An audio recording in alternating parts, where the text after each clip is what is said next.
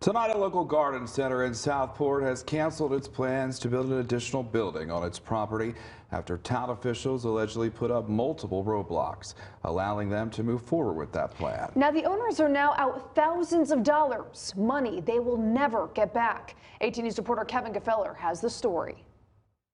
Yes, thank you, Zach and Jordan. The owners of Chamberlain Acres wanted to build a new building to help support the needs of the farmers that come from all over the region weekly for their farmers market. But after over a year of back and forth with town officials over a new zoning code, the owners are just fed up.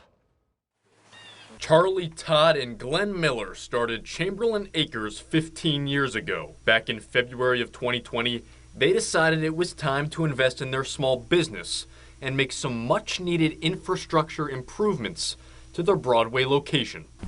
We actually wanted to start a project to add a 60 by 80 building to the back of this 100-foot greenhouse. The whole idea was to bring in a natural gas line, water lines, sewer lines, so that we could have 2 bathrooms. The Garden Center in Florist hosts a year-round farmers market on Sunday afternoon.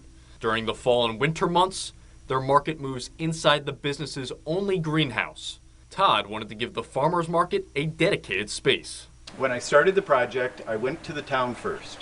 I asked questions. I asked whether I could add a building onto my property, which I knew that I could. I was finding out the parameters of what I had to do.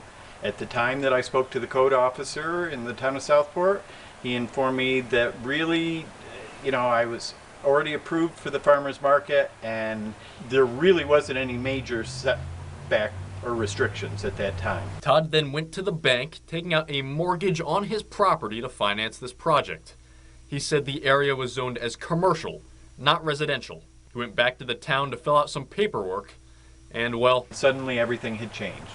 Suddenly I was no longer zoned for the farmers market that I had been told I was approved to do 4 years ago, and at the same time they also told me I now had to become an event center. Todd says over the years they've hosted a few small private events on their property, but he is not an event center.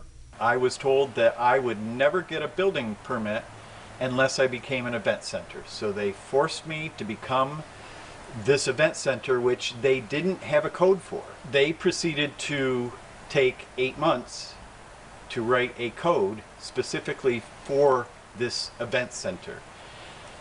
During that 8 months, I was losing thousands of dollars a month while they wrote this code. Todd said the town finally wrote that code. After reading it, he was in shock. And suddenly I have all these restrictions, including my customers weren't allowed to park on public parking. There was just no way I could become this event center. Leaving Todd without a new building and 30 grand in the hole. Now, we reached out to town officials and the town supervisor had no comment. I stopped by a few of the town board members' homes and they were also not there. I also reached out to the code officer and I was told he was not in town until Monday.